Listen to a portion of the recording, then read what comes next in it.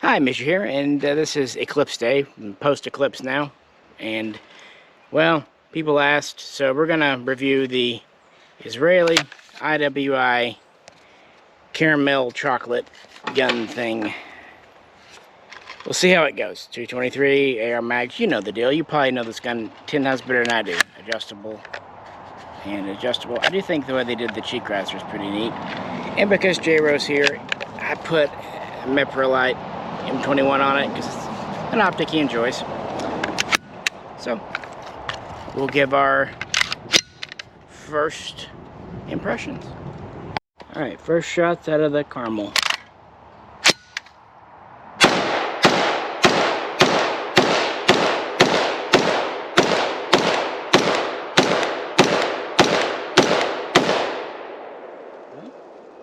It worked. It works. First shot, so good. Of course, this is a short stroke, adjustable gas system gun, rotating bolt similar to an AR, and it has a cold hammer forged barrel, threaded 1/2x28 with a brake. Pretty straightforward, manual safety, all of that. All right, second go.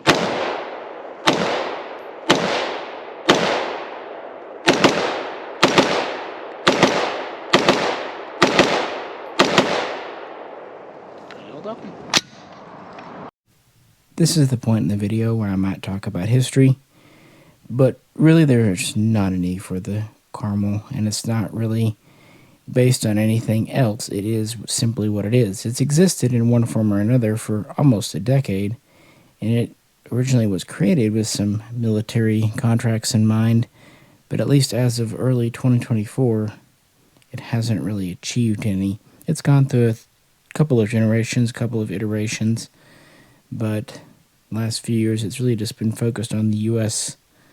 consumer civilian market. With that, let's keep on at the range. Now J-Ro's gonna try the caramel.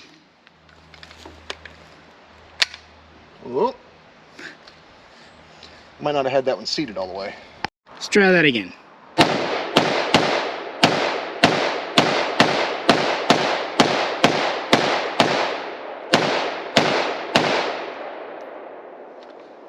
Beautimus. First impressions? Well, my first impression is I love this optic. Yeah, that's why I put it on there, just for you. It picks up so easily. I probably should have extended this out just a little bit. It felt like I was having to kind of snug up on it a little too much. Yeah, I had it on number 2 or 3 out of, what, 6? You know, when I first loaded that mag, it didn't want to chamber that first one. I think I might have just not had it quite seated all the way. But no, it runs great. It feels a little punchy for a 223. But no, overall, it's a smooth shoot. I like it. This is not a small rifle. And while I would not call it heavy, it's not light either. So that's why I'm curious about the recoil. And I always bring a couple of guns of the same caliber, 5.56, 223 in this instance, out to the range in case we have problems. We can see if it's the gun, the ammo, or the mags. And since I've been wanting to put a few more mags through it anyway, this is what I picked. I figured this would be a good control for that same ammo.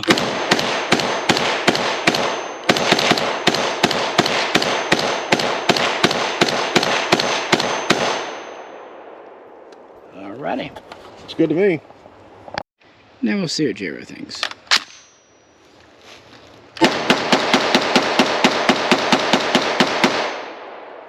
So the real reason, I brought it out as a control like I always do, but I wanted to see about that ammo because you and I both commented after the Carmel, it felt a little punchy. It seemed a little hot.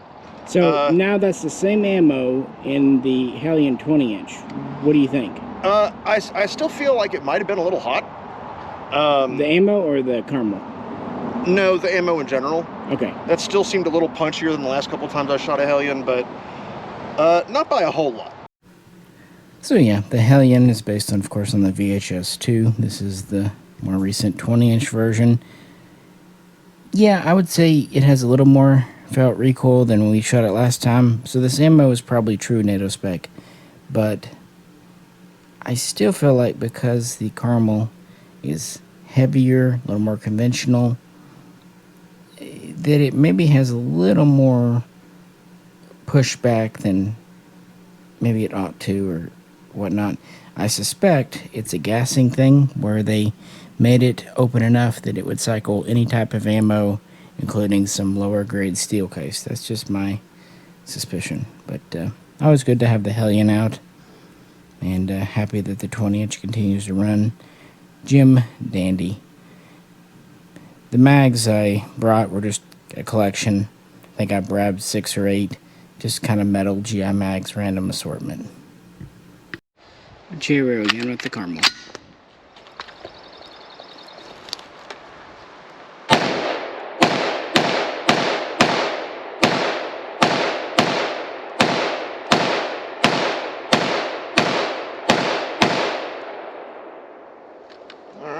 Well, one of the things that I notice about it ergonomically, I like that it's got a slightly trapezoidal handguard on it. The thing is, with the way that these lower M-locks are positioned, where my hand kind of wants to rest on this, I feel like if you were trying to hang like a tack light or anything like that off the side, you'd want to use these upper M-locks on it, because it'd be a little easier to get your thumb on and off the switch. And I feel like once you put an actual rail on here, you'd want to snug your hand way back here, which is fine, but it would just be kind of a little ergonomic adjustment you'd have to make, because I feel like for a lot of people, their natural shooting grip, you'd kind of be up here on the actual M-lock rails, so you'd really want to snug it up to the back. And there's nothing wrong with that. It's just an ergonomic thing that I noticed. I think once you put a rail on here, it could be a little uncomfortable if you're sliding forward a little bit on the handguard. But other than that, I like this handguard. While it feels fine right now, not too fat, I could see it getting very wide and cumbersome. But it does flow well with the receiver. The top rail is technically 2 pieces as well. It's hollow on this end, which is good for ventilation. So it seems pretty well usable and decent amount of space.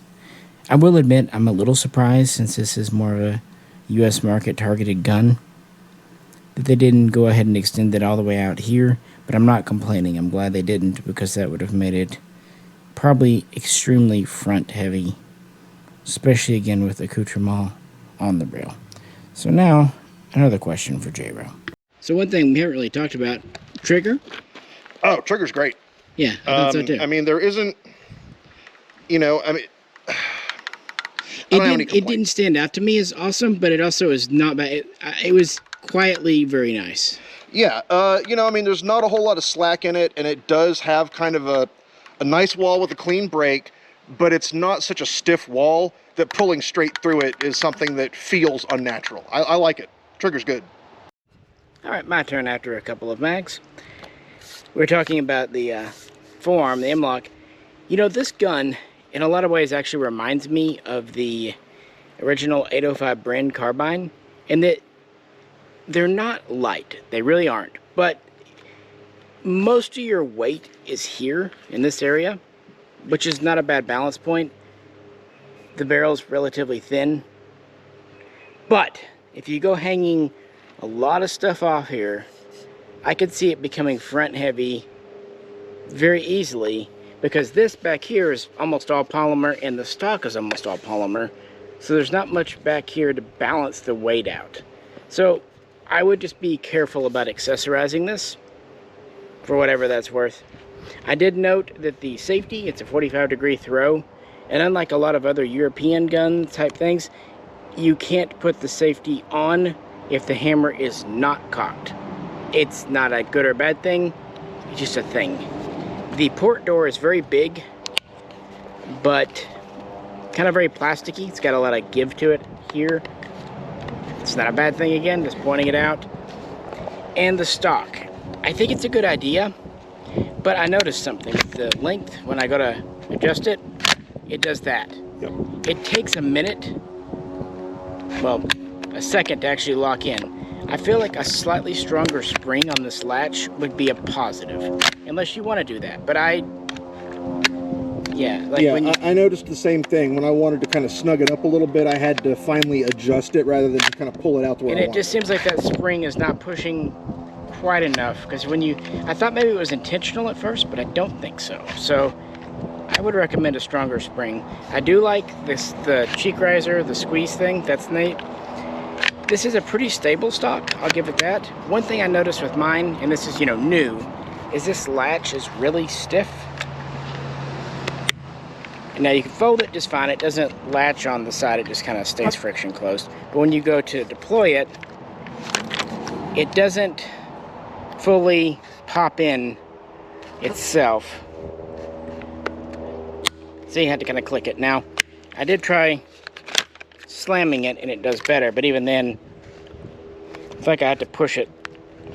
Might be all the way that time. Yeah, it got it that time. Okay, yeah, so it's wearing in better, because at first it wouldn't even do that, but it's a wear point, but it's just something I noticed. See, you gotta, and you can press it if you do, but it's not a negative exactly, just something to be aware of. Basically, I can tell this is not a military stock. This is more of a shooter stock. It's finely adjustable, quite ergonomic. The butt plate is actually removable. There's a little squeeze thing here. So in theory, you could swap that out. It's comfortable. It is, yeah, no, it's a comfy stock. The grip is also comfy. Kind of vertical. Nice checkering, but it tapers really nice up here to get a high hold. It's hollow. It's a little odd not to see a storage compartment in a modern gun. Just odd, not a bad thing. The rest of the controls are very conventional. The only kind of odd thing or unique thing is, of course, the charging handle. It's been demonstrated 100 times before, but hey, whatever. I can do it here. You have to fight it a little bit. Once you get it going, yeah, swapping it to the side is easy. Before this, the ARX 100, 160 kind of had the crown for that, but this is pretty neat. I'm not sure how often you'll need to quick change your charging side in the field, but you can. I've noticed too, going to the left, I have to push it in from the side, and of course it is non-reciprocating. And I do believe it can be used as a forward assist if necessary, but it's kind of hard to test that right now. And finally, we have a gas regulator that is adjustable up here through the handguards. I always do like adjustable gas systems. And of course, this is just kind of the modern IWI brake that they've been putting on a few of their guns, including like the Tavor 7. Yeah, perfectly nice trigger. Not the best I've ever felt, but not bad. With that, we'll keep on. Alright, so our first and second impressions there, some of our kind of thoughts as they were at the range. I want to try shooting it a bit more. Of course, each time we're using different mags. They're just all, again, kind of generic GI, but no mag issues. Just that one time when J-Ro didn't slap that one hard enough, but that could have just been a mag thing, No big deal. Just slap your mags, guys. I want to try the trigger, and I want to try shooting it rapid fire, and then slower fire, to try to really get a good feel for the trigger and a few different shooting profiles, shooting modes, and see how it goes. And of course, continue to test for reliability with different mags, what have you. Once again with the Carmel.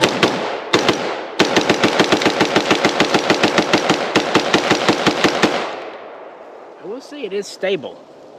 Not a lot of climb. It was pretty flat. I'm not sure if it's tendency not to climb now. There is pushback recoil. Not bad, but it's noticeable. But not a lot of climb, even rapid fire. I don't know if that's because of this muzzle brake. It's understated, but sometimes those are very effective. Maybe next time I'd like to try a few different muzzle devices, flash riders, see if that affects recoil one way or the other. Alright, and again.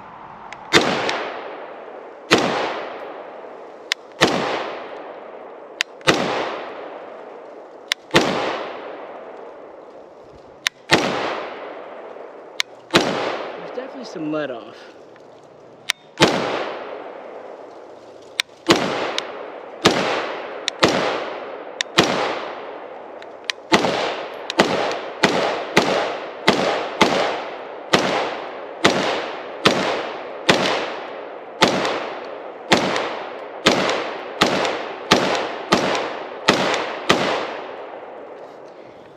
No problems. Yeah, it's an interesting trigger. It's almost like I want to use it like a single stage versus a 2-stage, because the let off's a little strange, but if I just let off and pull through quickly, it seems to work better for me that way. Yeah, I could see you riding the reset a little bit to figure out where it was. Yeah, well, I was just trying to feel it, but you know, it's almost sort of, I just tap it versus easing it, and then, yeah, when I'm trying to do, when in fast fire, it didn't matter, but. Yeah, I mean, there was a noticeable click when you managed to find the reset, so.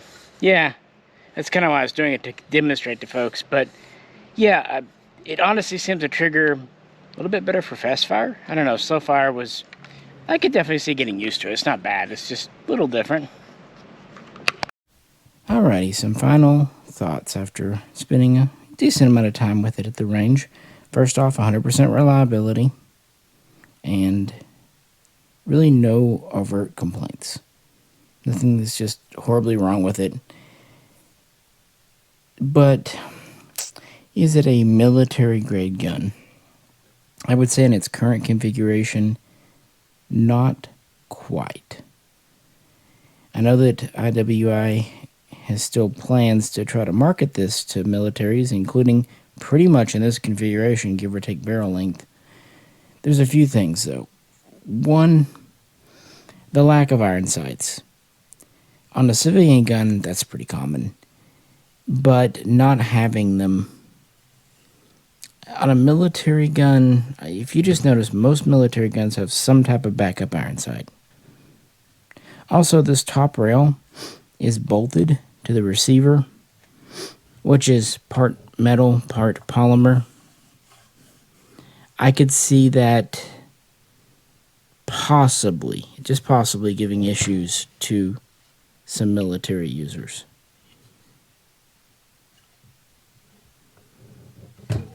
But it, you know, just really needs to see how it does in trials, and that we don't know.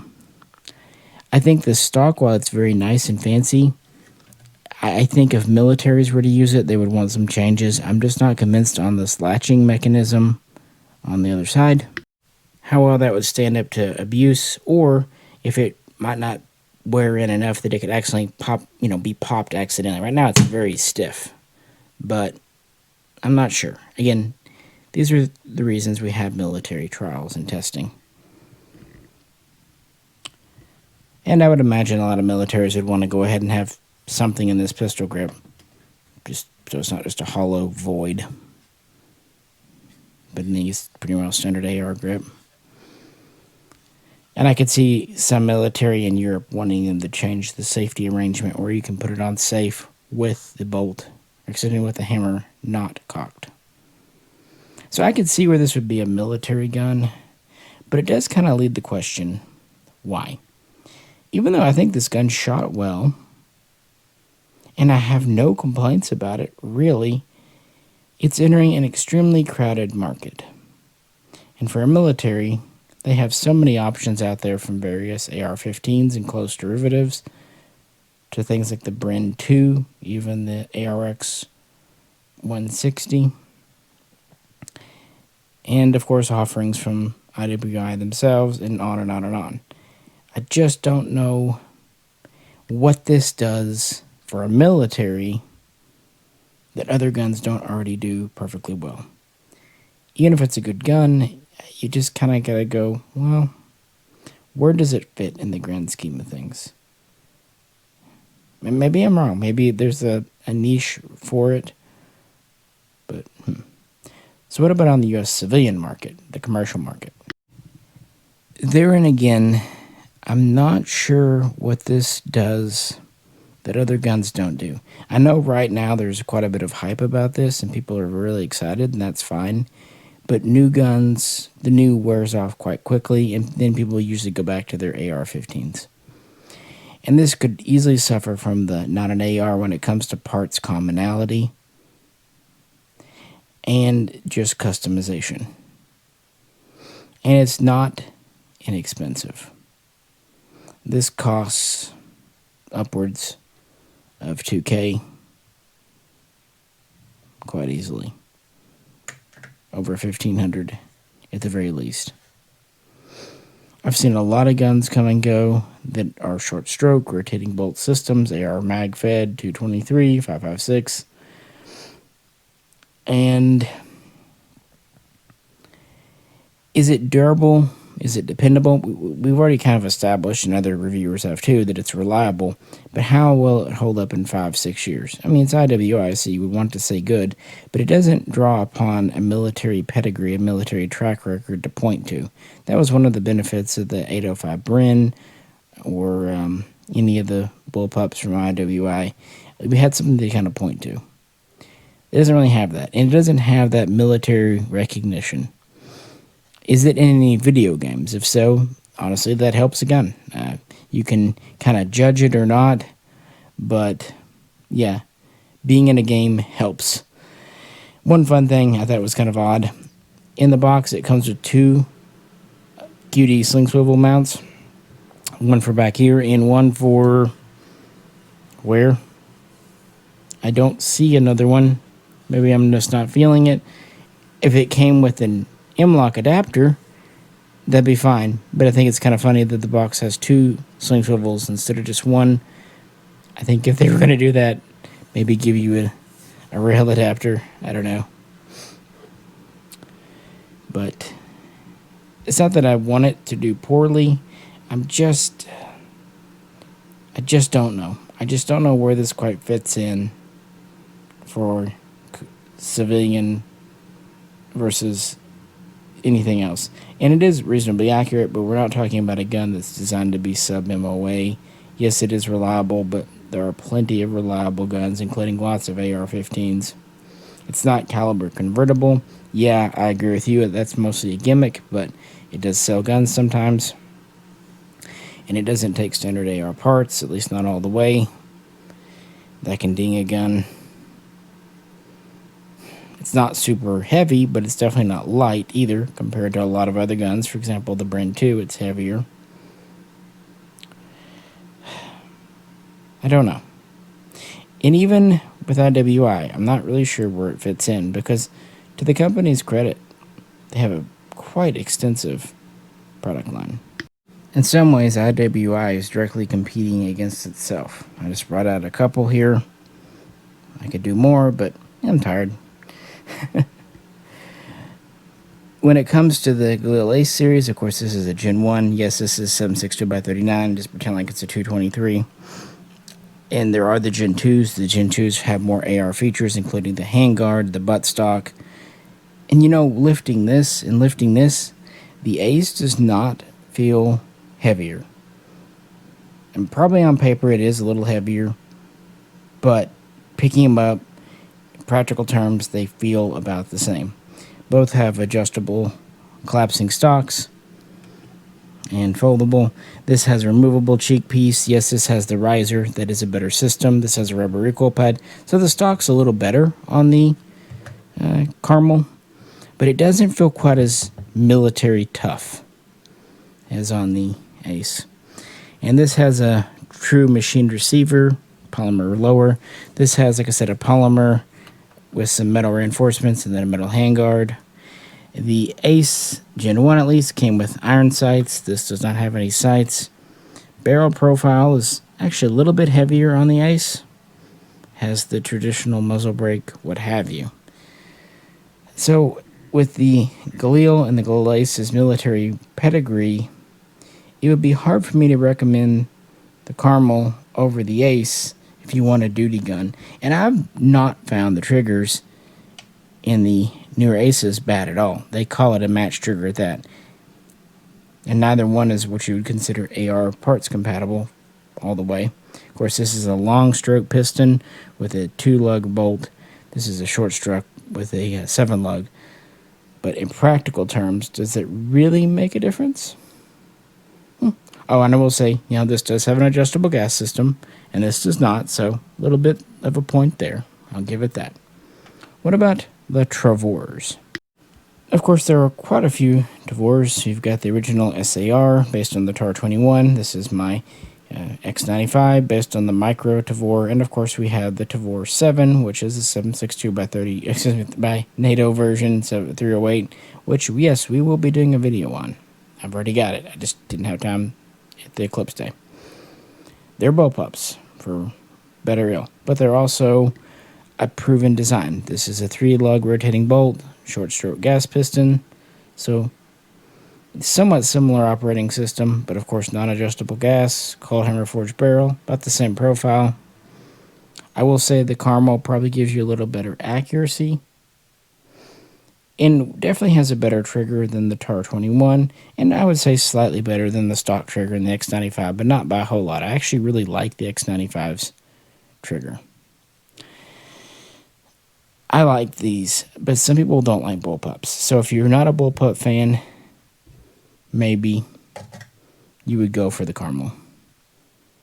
But you are sacrificing quite a bit of length, and the X95 here, at least mine, is lighter. And you do have backup sights, which is nice on these. And all of these will, AR mag compatible. And modular forms and all that good stuff. Again, the Carmel's not a bad gun. I'm having a hard time finding an angle for it. I have an Ace because I like the Galil history. I have a Tavor X95 because of the IDF history. And the Carmel doesn't really have either of those.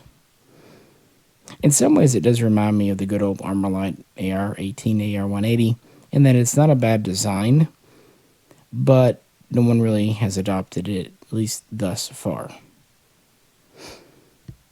And if it were cheaper, I would kind of recommend it. It's just hey, if you want a piston gun, but there are so many piston AR types out there now that, again, I just don't really know where it fits in. I'm trying. Because, again, it's not junk.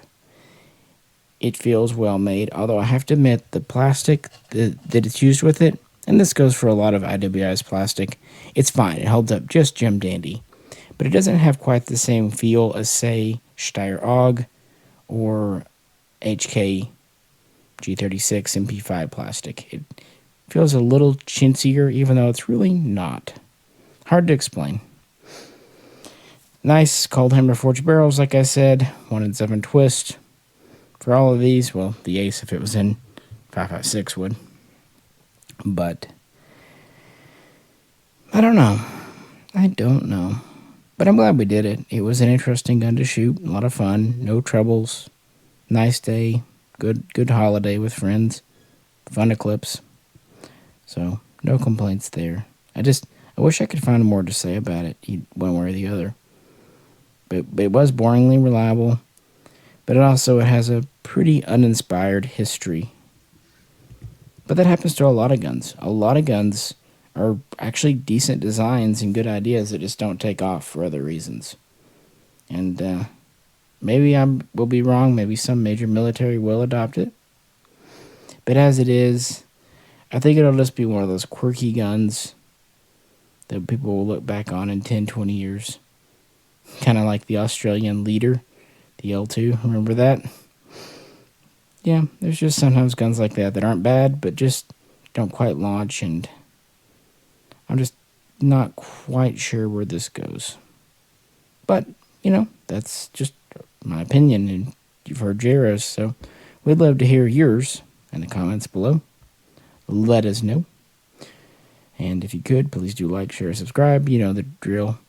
Check out Patreon to help out. And we'll work on the Tavor 7 video very soon. But for the time being, we wanted to give more time to this. But yeah, let us know what you think in the comments. All that good stuff. This is Misha. Catch you very soon next time.